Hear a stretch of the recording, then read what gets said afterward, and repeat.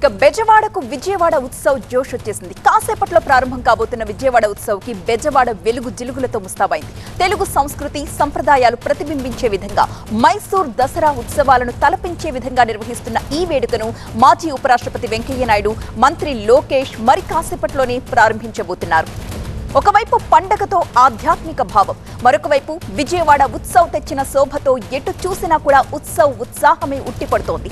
The world's biggest festive carnival పేరుతో ఇవాల్టి నుంచి అక్టోబర్ 2 వరకు సినీ, కళ, సాంస్కృతిక, క్రీడా వైభవాన్ని చాటే ప్రదర్శనలు ప్రజలను అలరించబోతున్నాయి.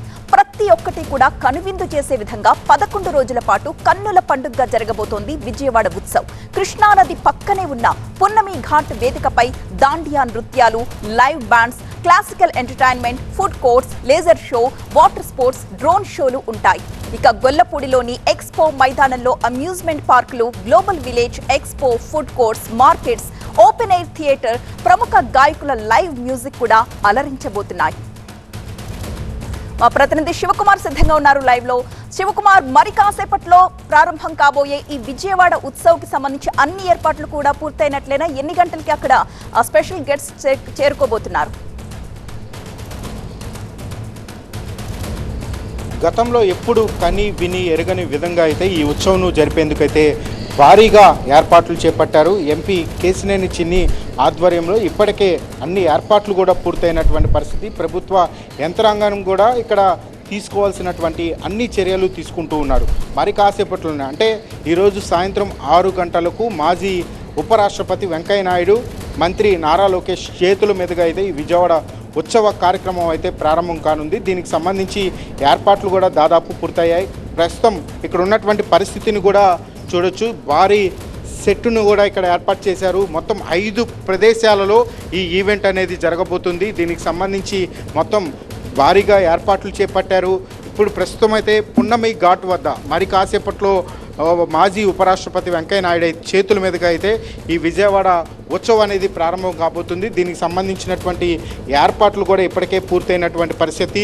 కృష్ణానదికి పక్కనే ఉన్నటువంటి ఈ పున్నమి ఘాట్ వేదిక పైన దాండియా నృత్యాలు, లైవ్ బ్యాండ్, క్లాసికల్ ఎంటర్టైన్మెంట్, ఇంకా ఫుడ్ కోర్ట్లు ఇవన్నీ కూడా ఏర్పాటు చేశారు. ఇక్కడే లేజర్ షోతో పాటు డ్రోన్ షో,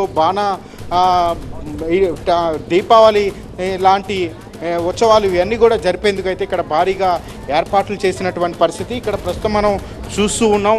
విజయవాడ ఉత్సవ్ మరి కాసేపట్లో ప్రారంభం కాబోతుంది. ఇక్కడ మొత్తం కూడా ఒక సందడి వాతావరణం, విజయవాడ నగరం మొత్తం కూడా ఒక శోభను తెచ్చిందని కూడా చెప్పుకోవచ్చు.